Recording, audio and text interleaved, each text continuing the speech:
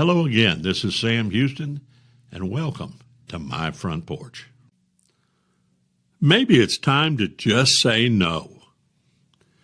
In my almost 70 years of age, I've experienced booming economies, bust, and economic times that were stagnated.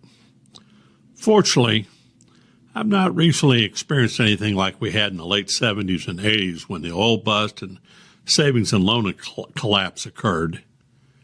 It's hard to explain that sort of economic upheaval to young people who've never lived through a collapse. Most people under 40 can't comprehend banks failing, real estate falling in value to a fraction of its purchase price, no availability of jobs, or no ability to borrow money below double-digit interest rates. Hoping not to sound like a grumpy old man, I fear an economic collapse could be around the corner unless we reevaluate our lifestyles and how we spend our money. Instead of having an expectation that we acquire everything we want, perhaps we should be more concerned about what we really need. Not sure how much I can trust economic information released by the feds, because it would seem that when there's bad inflation numbers or unemployment rates, the numbers are rewritten or ignored. Sometimes the person in charge of making the report is dismissed because the information's unpleasant. My research on the economy is based on what I see and experience firsthand and what I know makes sense. Currently, the U.S. beef herd is the smallest it's been since 1951. The total U.S. population that year was around 150 million people. Now, our population is nearly 350 million people, or over twice as many folks. So at the same time the population has doubled, the cattle herd has shrunk to a record low. This has led to record-breaking cattle prices for ranchers and high beef prices for consumers. There are some estimates that hamburger prices could be more than $7 per pound this fall, and who knows how much a T-bone steak might cost. I know this isn't news for someone who's recently bought groceries, but do we understand that prices are going to stay this high for the immediate future? It takes a long time to get a calf from birth to market weight.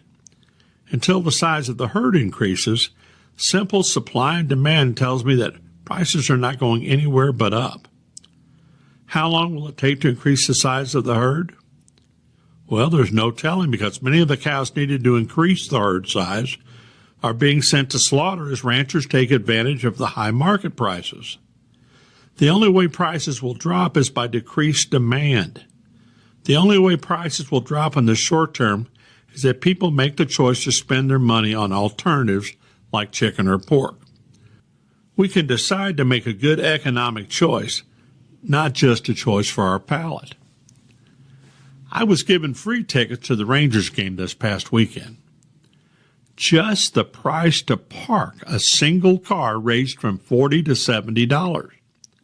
I won't go into a discussion about the astronomical cost of a ticket, but the cost of a scoop of ice cream and a souvenir plastic Rangers hat was over $12. Hard to imagine the average family of four can go to a game and not spend $200 for a single day's entertainment.